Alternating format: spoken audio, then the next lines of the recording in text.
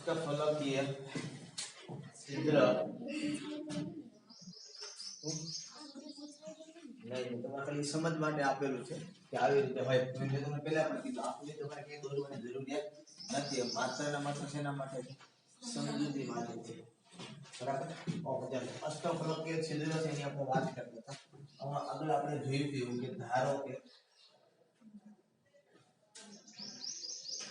ગોળાની સંખ્યા કેટલી હોય તો અષ્ટફલકીય છિદ્રોની સંખ્યા ઇક્વલ્સ ટુ હજી અમુકને આટા નથી. ચતુષ્ફલકીય છિદ્રોની સંખ્યા ગોળાની સંખ્યા મતલબ એવું છે કે કોઈ પણ તમારો ઘન છે એ ઘનની અંદર કુલ પરમાણુઓની સંખ્યા અથવા તો પ્રતિ એકમ કોષ પરમાણુની સંખ્યા છે એ કેટલી છે.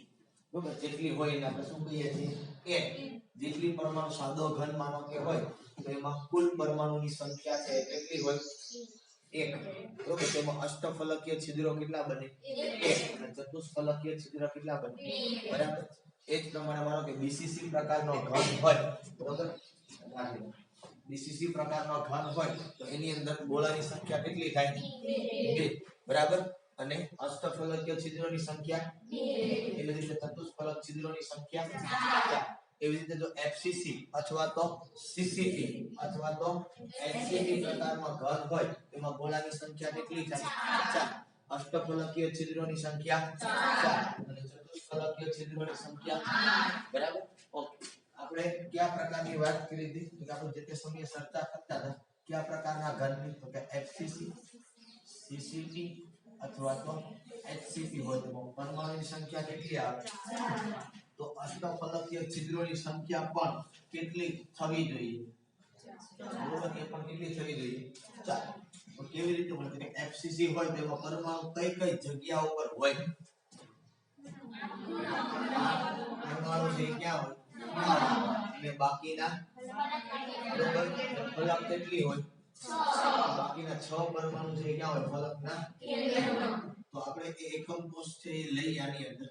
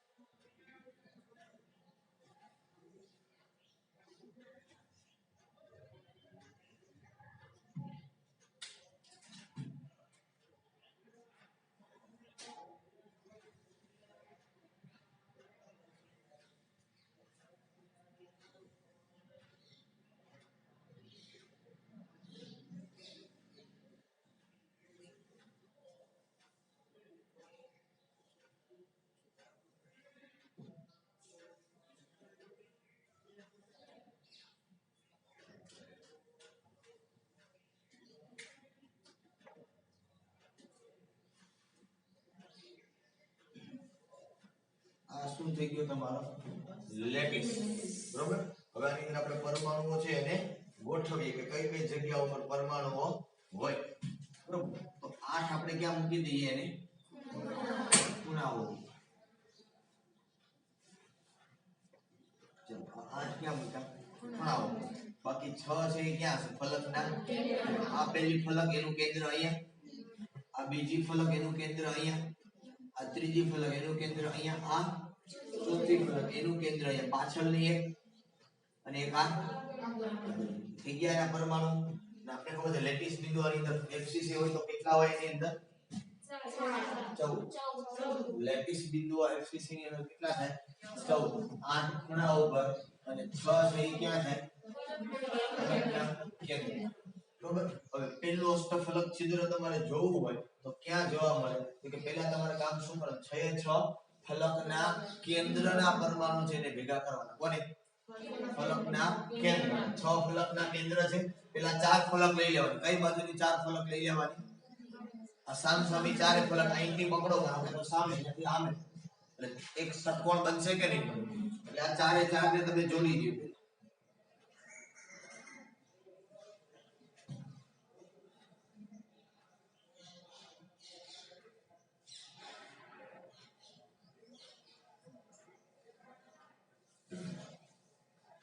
રેડી પછી શું કરવાનું કે આ વચ્ચે એવો પરમાણુ એક અહીંયા આને પણ કેટલા ખૂણા આરે જોડવાના ચાર ખૂણા આરે ને આ બે આરે જોડ્યો પછી આ ત્રીજો અને આ રેડી સેમ આને પણ કેટલા આરે જોડવાનું ચાર સાથે આ પહેલો આ બીજો અહીંથી આ અને અહીંથી આ ચારે ચાર જોડાઈ ગયા તો વચ્ચે આપણે આ મળ્યું કે ના મળ્યું જોજો રેનોલ્ડ નો સિમ્બોલ આવી ગયો આ રેનોલ્ડ નો સિમ્બોલ આવી જેનો મતલબ એ કે શું રચાણું અષ્ટફલકીય છિદ્ર આ એક્ઝેક્ટ ક્યાં આવ્યું અષ્ટફલકીય છિદ્ર આના કેન્દ્રમાં ઘરના ટોટલ હોવા કેટલા જોઈએ ચાર બન્યું કેટલું અત્યારે આની અંદર કેટલું અષ્ટફલક છિદ્ર છે એક હજી કેટલા ઘટે તો બાકીના ત્રણ છે એ ક્યાં હોય તો એના માટે આપણે એક બીજો એકમ કોષ છે એ દોરીએ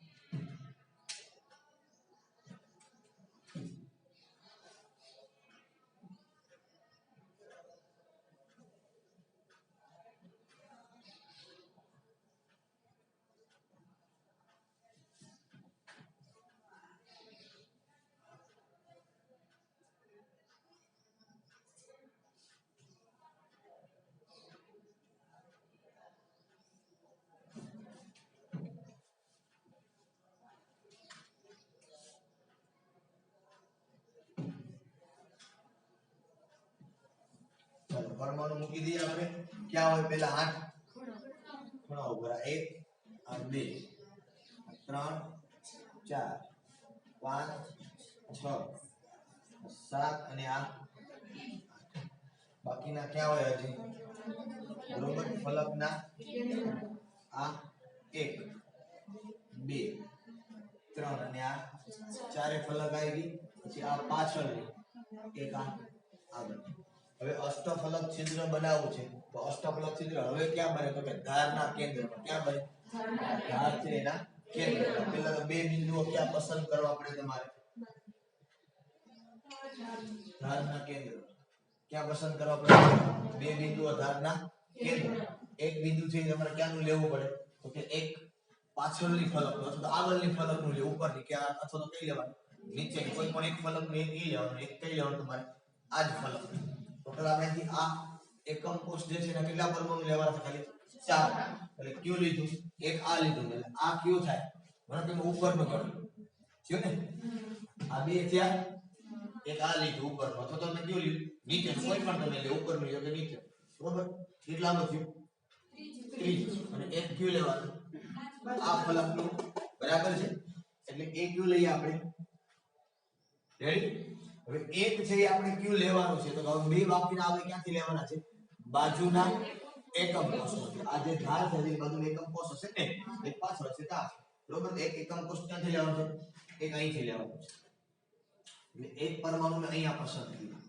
આ ક્યુ લીધો બે કે પાછળ એક ફલક હશે ને ઉપર અથવા તો નીચેની ફલક સામે બાજુ તો માનો કે જો કઈ ફલક લેવાની અહીંયા ઉપર લીધો અહીંયા પણ કઈ લેવાની ઉપરની ફલક લેવાની બરોબર છે એટલે આ પહેલા તો શું કરું કે આ ચારે ચાર ને આપણે જોડી દઈએ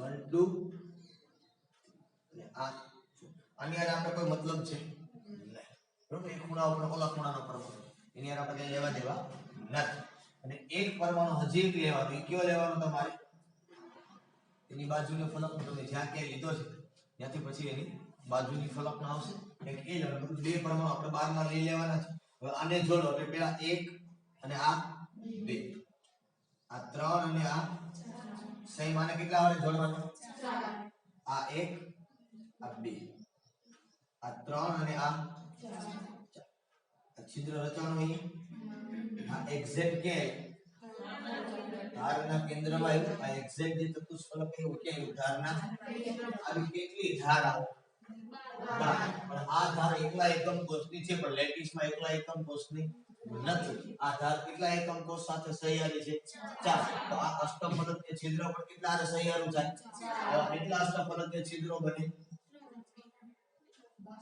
ટોટલ કેટલા બને? દરેક ધાર ઉપર બનાવો એટલે કેટલા બને? 12. પણ આ અષ્ટફલક જેમ ધાર ચાર હારે પાર્ટનર માં છે તો અષ્ટફલક છિદ્ર પણ યાદ છે ને, તો ઈ પણ કેટલા હારે પાર્ટનર માં છે? 4 સાથે. તો 12 into 1/4 equal to એ કેટલા મળશે? ટોટલ 3. અષ્ટફલક છિદ્રો 12 રચાશે અને 12 અષ્ટફલક છિદ્ર કોઈ એક એકમ કોષ ના, કેમ પર્સનલ એકમ કોષ નો જ દે. આ રૂમ નો એક એકમ કોષ એક્ઝેક્ટ વચ્ચે પેલો ઈ કોઈ અંતઃ કેન્દ્રમાં બન્યો ને એક્ઝેક્ટ, તો અંતઃ કેન્દ્રનો પરમાણુ કે ભાગીદારી કરે નહીં. એમ આ અંતઃ કેન્દ્રમાં અષ્ટફલક છિદ્ર રચાણું તો ઈ કોઈ સાથે ભાગીદારી કરવાનું નથી. પણ હવે અષ્ટફલક છિદ્ર ક્યાં રચાણું? એક ધારના કેન્દ્રમાં. હવે આ ધાર એકલા એકમ કોષની છે નહીં, કારણ કે અંતઃ કેન્દ્ર એકલા એકમ કોષનો છે. કોઈ પણ એકમ કોષ હોય, અંતઃ કેન્દ્ર છે કોનો છે? એકલા એકમ કોષનો છે. એકલા એ ઘરનો પર્સનલ છે, કોઈ પાર્ટનરશિપમાં નથી. પણ આ ધાર છે ઈ ચાર હારે પાર્ટનરશિપમાં છે, તો અહીંયા અષ્ટફલક છિદ્ર રચાણું ઈ પણ શું થાય? ચાર હારે પાર્ટનરશિપમાં થાય. આવા કેટલા અષ્ટફલક છિદ્ર બને ટોટલ? તો 12 બને. તો 12 માં જો ધાર પાર્ટનરશિપમાં હોય તો એની અંદર રચાતું અષ્ટફલક છિદ્ર ઈ પણ શેમાં થાય? પાર્ટનરશિપમાં થાય. એટલે ટોટલ કેટલા ગણી શકો એને? 3. એટલે ટોટલ તમે આખા એકમ કોષમાંથી કરો એફસીસી માં તો કેટલા બની જશે? Is it clear? અને એક તો ક્યાં રચાય છે? અહીં એક્ઝેક્ટ કેન્દ્ર. એનું પર્સનલ છે અને બાકી જે ધાર ઉપર રચાય બધા શું છે? ચાર ધાર આરે પાર્ટનર ની અંદર છે. ટોટલ કેટલા થઈ ગયા અષ્ટફલક છિદ્રો તમારા? બરાબર છે. ટોટલ 3 into 1 એટલે 4 થઈ. એટલે એફસીસી તો સીસીપી માં પરમાણુ 4 હોય એટલે અષ્ટફલક છિદ્રો પણ કેટલા બને? ક્લિયર છે? બરોબર. આ ચાર આપણે ખાલી બતાવો તમને ખ્યાલ પડો કે આવી રીતે ચાર અષ્ટફલક છિદ્રો છે એ બને. બરોબર.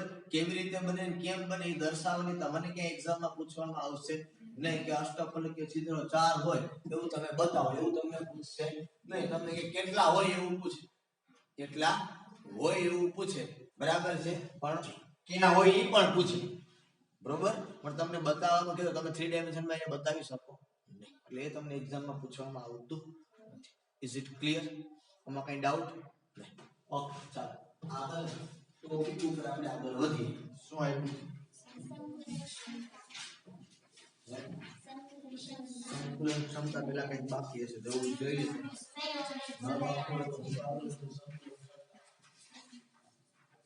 એ બાકી છે. શું બાકી છે? સંયોજન સૂત્રમાં ભરાયેલ છિદ્રોની સંખ્યા. સંયોજનનું સૂત્ર અને ભરાયેલા છિદ્રોની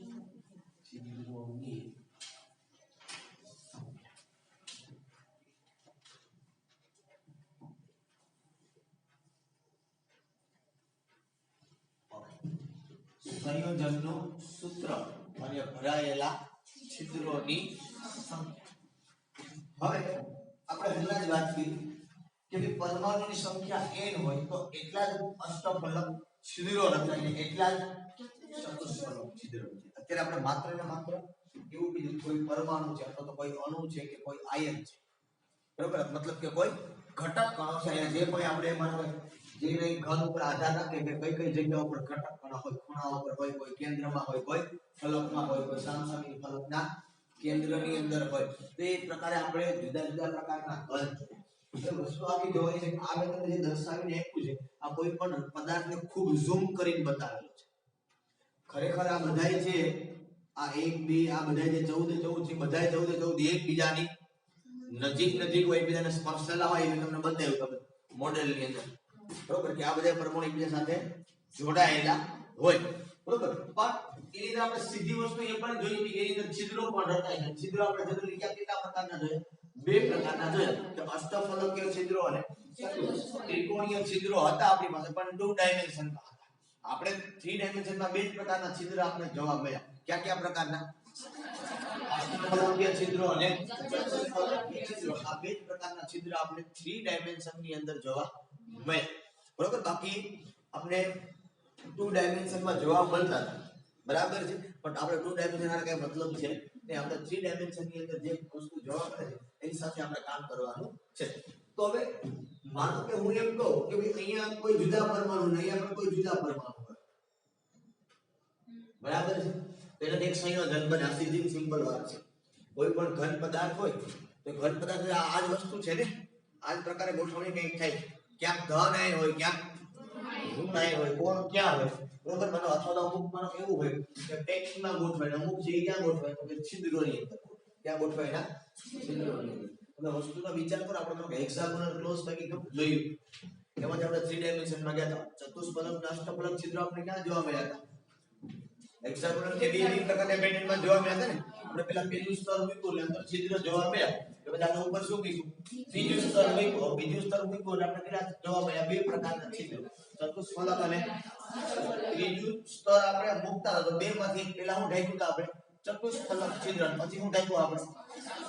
સમજમાં આવે આખી વસ્તુ? તો જ્યારે કોઈ પણ સંયોજન બનવાની વાત કરીએ આપણે, તો પેલા એની અંદર શું હોય તો કે જનરલી જે મોટો આયન છે સંયોજનમાંથી, કયો આયન? મોટો આયન છે એ જનરલી ક્લોઝ પેકમાં ગોઠવે. ક્યાં ગોઠવે? ક્લોઝ પેક એટલે શું તો કે પરમાણુ ક્યાં ગોઠવાય છે એ જગ્યા ઉપર એ ગોઠવે. બરાબર. એફસીસી હોય તો એમાં ક્લોઝ પેક ક્યાં થાય તો કે 8 ખૂણા ઉપર ને 6 ફલકના.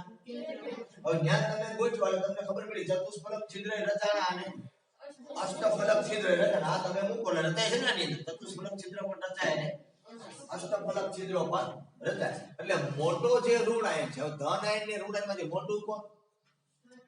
ઋણ આયન મોટો.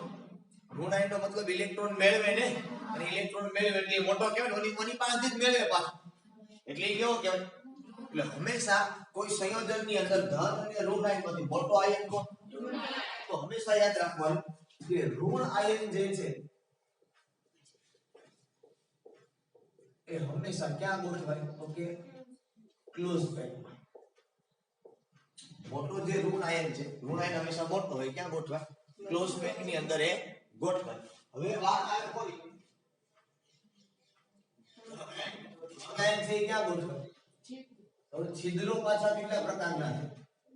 2 પ્રકાર, ચતુષ્ફલક અને અષ્ટફલક.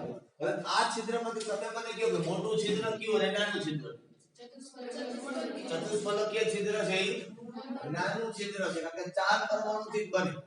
અને અષ્ટફલકીય છિદ્ર છે એ મોટું છિદ્ર છે, કારણ કે એ 6 પરમાણુથી બને. અષ્ટફલક છિદ્ર કેટલાથી બને?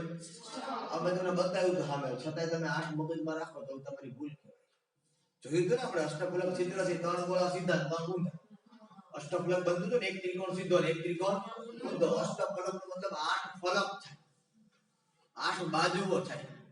બરોબર છે? એમ આપણે આટલે એટલા માટે આપણે અષ્ટ કહીએ છીએ કે 8 ભાગ આપણે એને જોડીએ છીએ એટલે એને શું કહીએ છીએ? આપણે અષ્ટફલક કહીએ છીએ. હવે ખરેખર અષ્ટફલક છે એમાં પરમાણુ 6 દેખાય. તમે જોઈ લો 1 2 3 4 5 અને અહીંયા તમે જો 1 2 3 4 5 અને અષ્ટફલક છિદ્ર કેટલા પરમાણુ જોડાય છે? 6 પરમાણુ જોડાય છે. બરાબર. આપણે તમને કીધું પણ તો કદાચ તમને એક્ઝામ ની અંદર એમસીક્યુ પૂછે કે ભાઈ ચતુષ્ફલક છિદ્રનો સવર્ગાંક કેટલો? તો કેટલો થાય? ચતુષ્ફલક છિદ્રનો સવર્ગાંક કેટલો થાય? 4. અને અષ્ટફલક છિદ્રનો સવર્ગાંક કેટલો થાય? 6. કારણ કે જે તમે સવર્ગાંક એટલે શું તો કે ભાઈ સંપર્કમાં આવતા પરમાણુની ગોળાની સંખ્યા, એટલે શું કહેવાય એને? સવર્ગાંક કહેવાય. બરોબર. હવે ચતુષ્ફલક છિદ્ર અને અષ્ટફલક છિદ્રમાંથી મોટું કોણ? તો કે અષ્ટફલક છિદ્ર છે એ મોટું છે, ચતુષ્ફલક છિદ્ર છે એ નાનું છે. આપણે ઓમ પણ જોયું કે એક જ પરમાણુ તમે મૂકો એટલે ખબર તમને ખ્યાલ છે ચતુષ્ફલક છિદ્ર ઢકાઈ ગયા હતા, ખ્યાલ હોય. ત્રીજું સ્તર આપણે જેવું મૂક્યું સીધું આપણે કેવું મળ્યું હતું? પહેલા જેવું. યાદ છે ચતુષ્ફલક છિદ્ર ઢક્યા ત્યાં? પણ તમે મૂકો ચતુષ્ફલક ઢકાતો હતો મુકાવે પેલા જેવો પાછો થતો હતો. અષ્ટફલકમાં જો તમને કદાચ યાદ હોય તો આપણે જોયું તો અષ્ટફલક છિદ્ર આપણે ઢાંકતા હતા તો પાછા નવા અષ્ટફલક છિદ્ર એમાં બનતા હતા. એટલે પછી આપણે ચોથી છપ્પી ની માથે પાછી મૂકી અને ચોથી મૂકી પછી આપણે કેના જેવી મળી? એટલે આપણે એબીસી પેટર્ન કીધું ને આપણે, સમજમાં આવે? એટલા માટે મતલબ કે અષ્ટફલક છિદ્ર છે કેવું છિદ્ર છે? મોટું છિદ્ર. હવે આની અંદર જોવાનું એ હોય કે જો તમારો ધન આયન છે એ નાનો હોય તો એ ચતુષ્ફલક છિદ્રમાં ગોઠવાય. ક્યાં ગોઠવાય?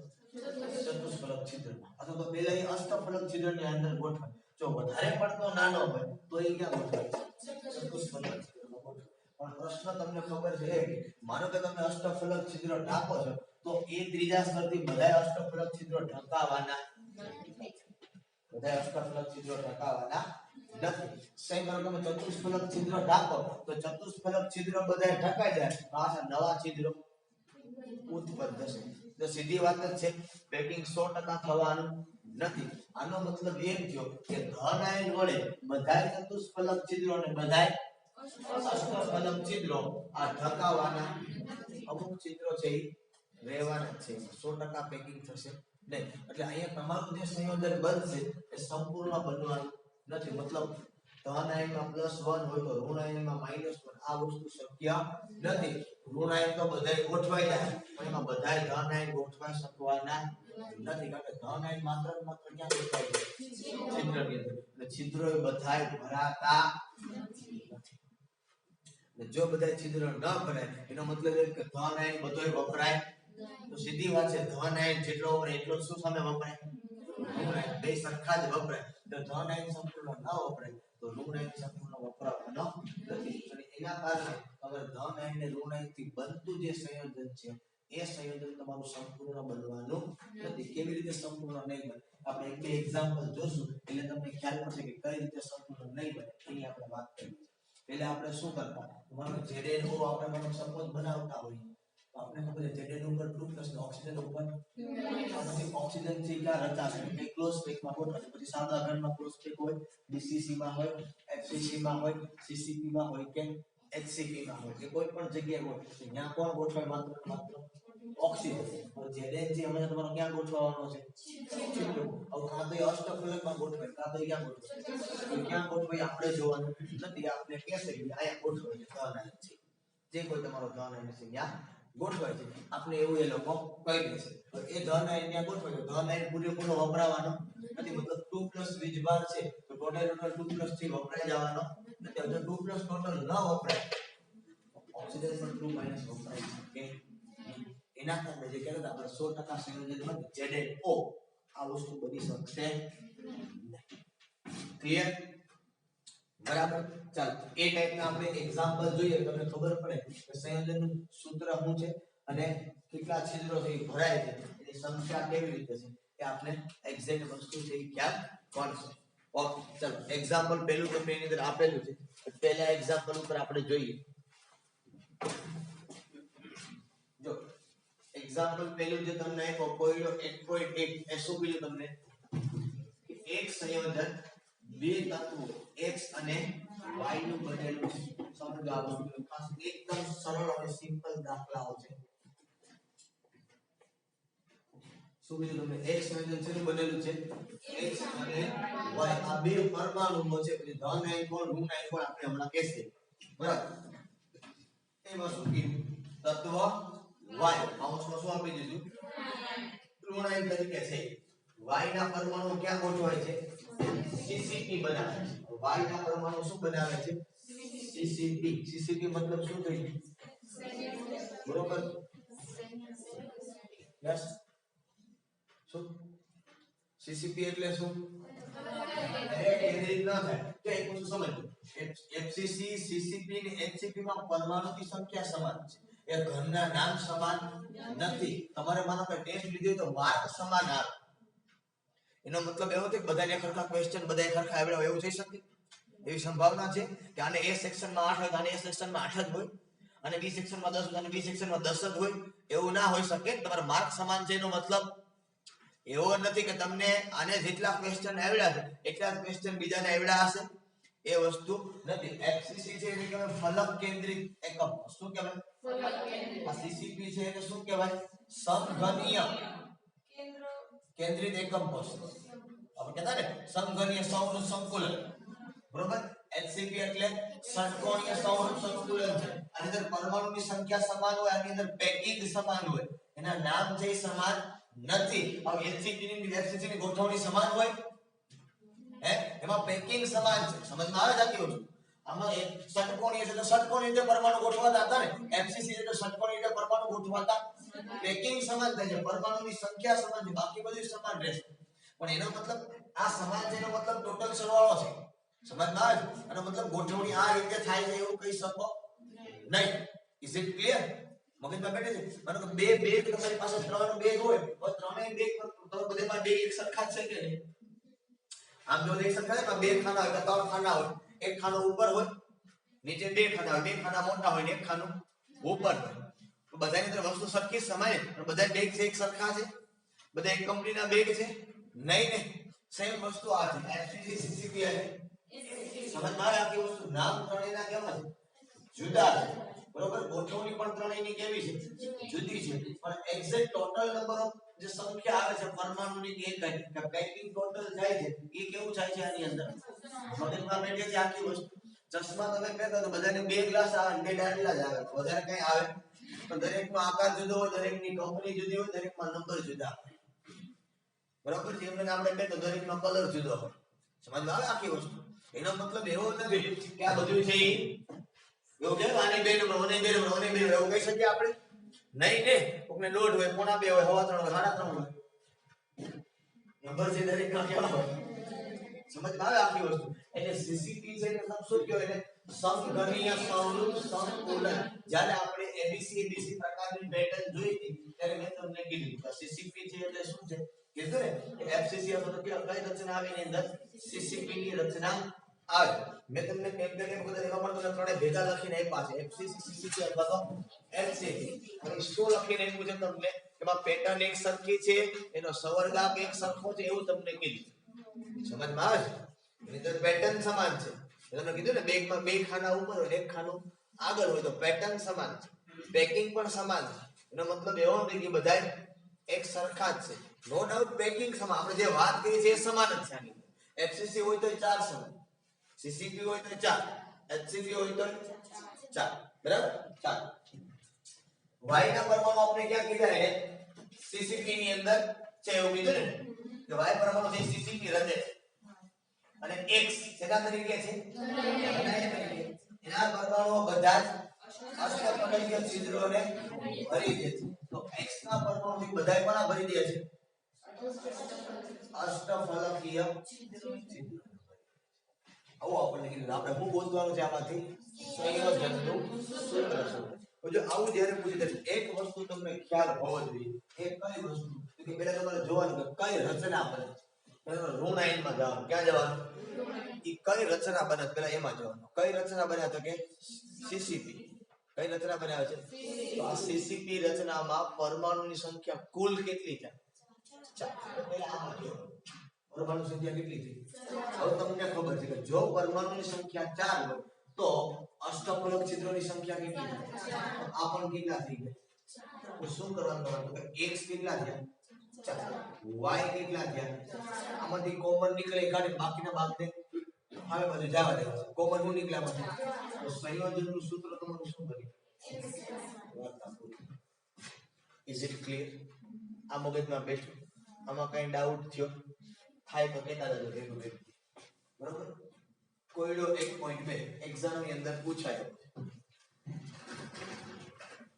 બુકમાં શું લખ્યું છે કથા એમાં બહુ ઊંડા નહીં પડાય. એમાં તમે પડશો ને તો નંબર આંખના આવશે વધી જાય નહીં હોય. તત્વ B ના પરમાણુઓ HCP લેટિસ રચે છે. B છે એ શું રચવાનું કે છે આપણે HCP રચે બરાબર. પછી અને તત્વ A ના પરમાણુઓ સમચતુષ્ફલકીય છિદ્રના 2/3 ભાગમાં ગોઠવાયેલા છે. એ છે ઈ ક્યાં ગોઠવવાનો છે સમચતુષ્ફલક છિદ્ર. પણ કેટલો ભાગ કીધો 2/3 ભાગ કીધો. બધાય ચતુષ્ફલક છિદ્રો ભરાવાના નથી. એમાં કેટલો ભાગ બતાવે 2/3. ખબર પડી અષ્ટફલક છિદ્ર ઈ આપણે કહી દીધું ક્યાં છિદ્ર ભરે ઈ આપણે ગોતવાનું નથી કોણ ક્યાં ભરાય છે ઈ એને જ કહેવાનું બરોબર. ઈ આપણે જોઈને ખબર પડે ને. તો તત્વ A અને B દ્વારા રચાતા સંયોજનનું સૂત્ર. પહેલું કામ શું કરવાનું તો કે HCP રચે છે તો લખવાનું કે નંબર ઓફ એટમ કેટલા હોય 4. તો અહીં ચતુષ્ફલક છિદ્ર કેટલા થાય તો 8 into તો પહેલા હંમેશા સંયોજનમાં કોને લખવાનું ધન આયન કે ઋણ આયન. આમાં ખબર પડી જાય તમને ધન આયન કોને ઋણ આયન કોને. છિદ્રમાં ગોઠવાય એ ધન આયન. જે રચના બને ક્લોઝ પેક જે બનાવે સમૃદ્ધ સંકુલન બનાવે એ બરાબર. તો એ કેટલા થાય 16 ના છેદમાં આ ખબર ને બધા મુખ્ય 8 ધરી 14 વત્તા 2 26 ભાગ્યા 3 આ વત્તા હોય તો એવું થાય કોઈ એક જણા આમાં તો અમને શું ખબર કેમ થાય અને બી છે એ કેટલા છે 4 આ ત્રણને અહીંયા ગુણવાના અહીંયા આગળ કઈ ગોતી જાવ તો બધી બધું લસા લેવાય જાય ટૂંકમાં બરોબર તો equals to a 16 b 12 equals to common કેટલા નીકળશે 4 4 કોમન કાઢીને ધક્કો મારી દો અહીં શું વધે હવે a 4 b આ તમારો જવાબ બે માર્કમાં દાખલો છે પૂછવામાં આવે જો કિસ્મત સારા હોય તો 3 માર્કમાં મળશે અને બહુ ખરાબ હોય તો MCQ માં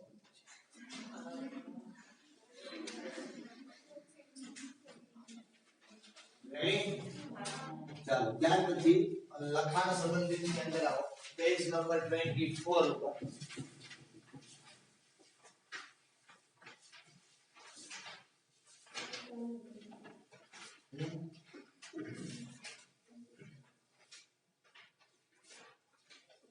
એક પોઈન્ટ 15 નંબર છે જો શું આવ્યું 1.15 નંબરમાં એક સંયોજન બે તત્વો m અને n થી બને કેટલા વધુ લખાણ સંબંધિત 1.5 આટલા બધા દાખલા થઈ ગયા હવે શું કીધું m અને n થી રચાય એવું કીધું હા m અને n થી રચાય n છે શું રચે છે m ના પરમાણુઓ સમચતુષ્ફલકીય છિદ્રનો 1/3 ભાગ રોકે છે n છે ઈ પૂર્ણચતુષ્ફલક GCP અને આ ભાગ ચતુષ્ફલક છિદ્રનો 1/3 ભાગ છે ઈ રોકે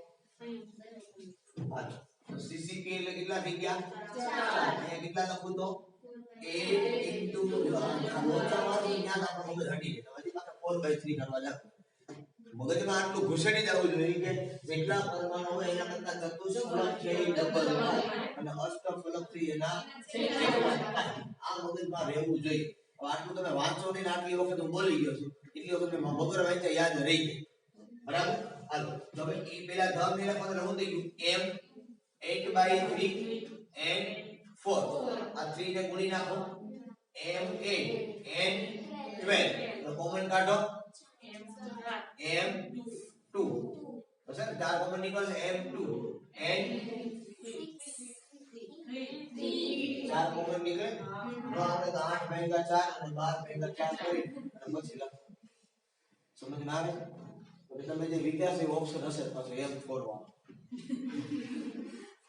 અમુક 4 કોમન એટલે 4 ઘરે મારતી પણ ભૂલ થાય પણ તમારે જેના માટે માર્ક તમારા ખબર મારા નહીં ખબર જાય હું સોરી કરીને ઉભો રહી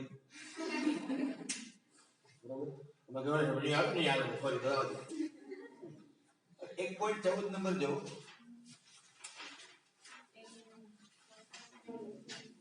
એક સંયોજન ષટકોણીય સમૃદ્ધ સંતુલન રચના બનાવે છે એક સંયોજન કીધું હા તેના 0.5 મોલ છિદ્રોની કુલ સંખ્યા કેટલી હશે આ પૈકીના કેટલા છિદ્રો સમચતુષ્ફલકીય છે હવે સમજો આપણે થોડું કેવું ડિફરન્ટ છે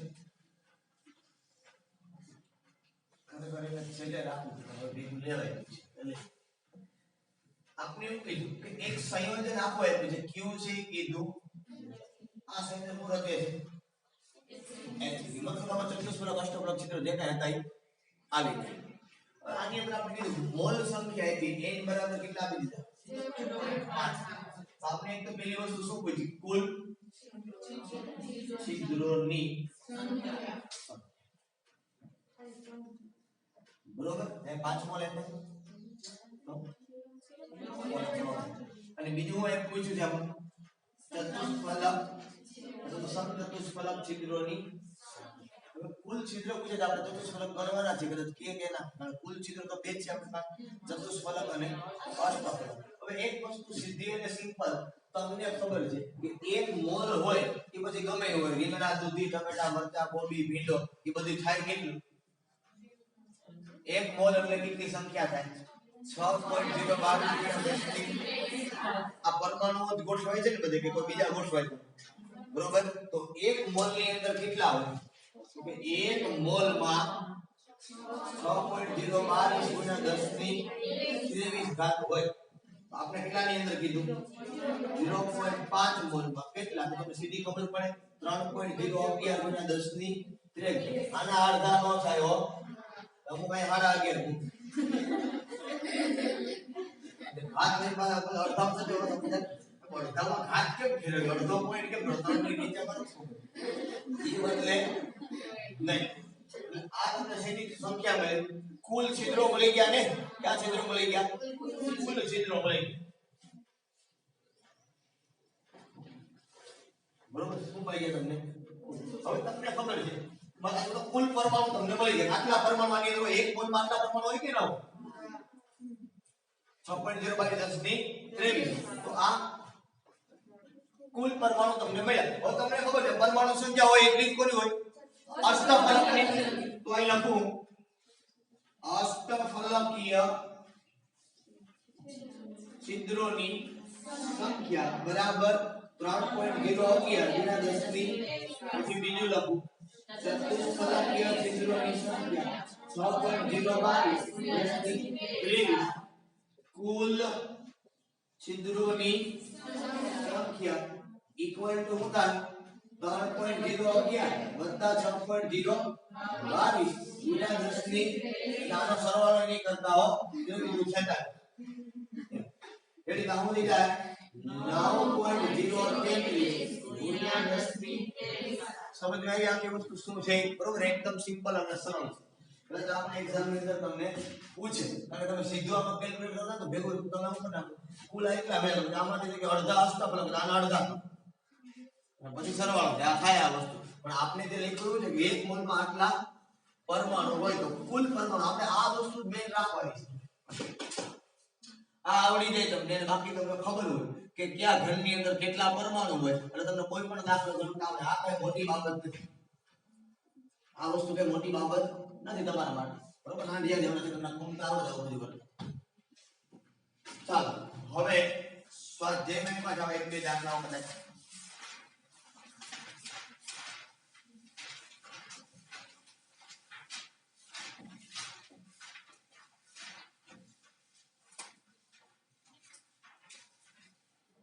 1.12 નંબર જો એક સમઘનીય ઘન પદાર્થ બે તત્વો P અને Q નો બનેલો છે સ્વાધ્યાયમાં 1.12 શું કીધું એક સમઘનીય ઘન પદાર્થ બે તત્વોનો બનેલો છે કોનો કોનો P અને Q Q ના પરમાણુ સમઘનના ગુણાકાર છે Q છે એ ક્યાં ગોઠવવાનો છે ખૂણા ઉપર અને P છે એ ક્યાં છે અંતઃ કેન્દ્ર ઉપર છે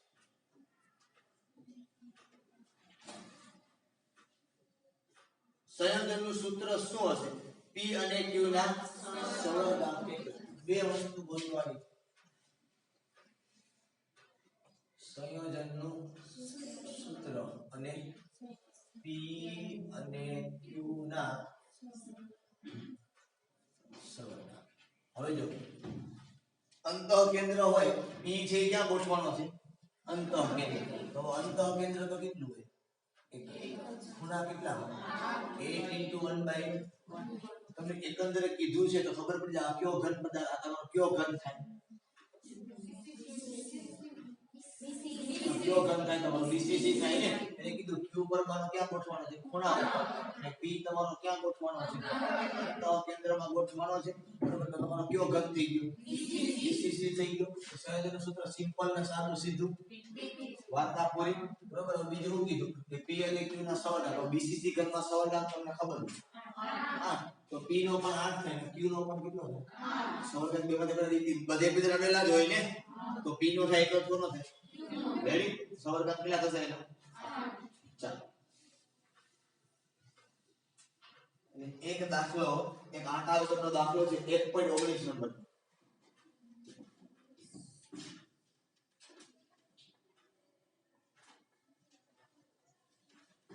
ખબર પડે તો બુક વાળા આટા બધા ન પડે તો આપણે ફેરિક ઓક્સાઇડ આયનની ષટકોણીય સમૃદ્ધ સંકુલ રચનામાં સ્ફટિકીકરણ પામે છે. કયો આયન કીધો એમાંથી ઓક્સાઇડ આયન કીધો ને. ફેરિક ઓક્સાઇડ બધું હલ કર્યો હોય ઓક્સાઇડ આયન ક્યાં રચાય છે? ષટકોણીય સમૃદ્ધ સંકુલ એટલે કે કીધું HCP કીધું ને. હા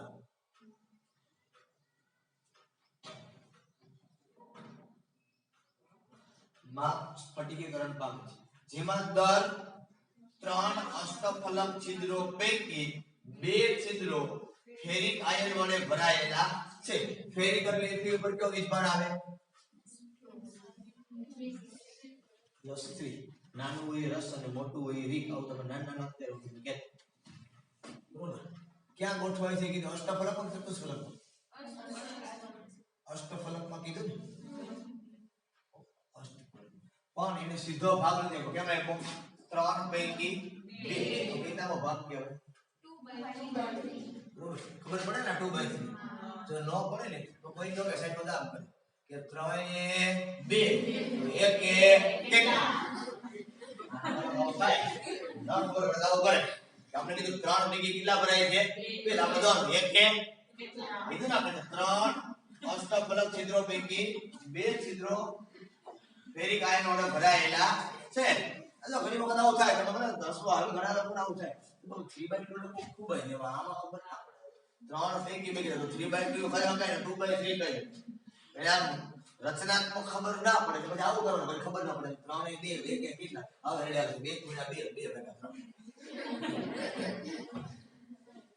રેડી હાલો તો હવે આમાં તમને ખબર પડી જાય સીધી અને સિમ્પલ રીતે શું ખબર પડી જાય તો કે HCP છે તો કેટલા થઈ ગયા 4 અષ્ટફલક કેટલા હોય 4 ઇન્ટુ 2/3 તો મૂકો અહીંયા તો પેલા Fe મુકાય કેટલો થાય 8/3 ઓક્સિજન જે કેટલા આવે 4 તો ઇક્વલ ટુ Fe અહીંયા 8 O અહીંયા 12 થાય ને ઇક્વલ ટુ કોમન કાઢો 4 ગુણતા અહીંયા Fe2 આને થોડું ખબર જ હોય ચાર બનવાનું એટલે મેં તમને કીધું આટા હોય ને તો ક્યાંય ગોતવા જવાની જરૂરિયાત નથી પણ હા એ ખબર પડી ફેરિક એટલે +3 થાય બરોબર ને જો ન ખબર પડે તો છેલ્લે સાચું ગણતા આવે તો ખબર પડે કે ફેરિક એટલે એટલી +3 થાય તમને એ આપણે બક ખરેખર ન કહેવું ફેરિક શબ્દ એટલી વપરાતો નથી જો તમને એને દાખલો પૂછવો હોય તો એને એવું કહેવાય કે આયન હોય બરોબર બનાવો આયન વડે એ અષ્ટફલક છિદ્રનો 3 પૈકી 2 ભાગ ભરે એવું એને કેવું પડે તો આયનમાં તમે લખો કે Fe ઉપર કયો વીજભાર તમને ખબર નથી હવે તમને ફેરિક કઈ દે છે તો આ +3 ઓક્સાઇડ લેવલ જો લસતા નહીં માઈનસ તો આ જ બને એમાં બીજું કઈ શક્યતા છે બરોબર હું દાખલો ગણો આટલો એનો કઈ ક્લિયર ખબર પડે બરોબર ચાલો હવે કોઈ દાખલા આની પરથી આપ્યા આમાં આપ્યા નથી બરોબર અમુક દાખલાઓ તમને રેફરન્સ બુક માંથી કરાવીશ તમારે લખવું છે કે જવાબ તો તમે આવતા લેક્ચરમાં જોઈએ છીએ લેક્ચરમાં સમય બચશે તો આમાં નહીં કરાવતા લેક્ચર 1 2 3 4 લેક્ચર કદાચ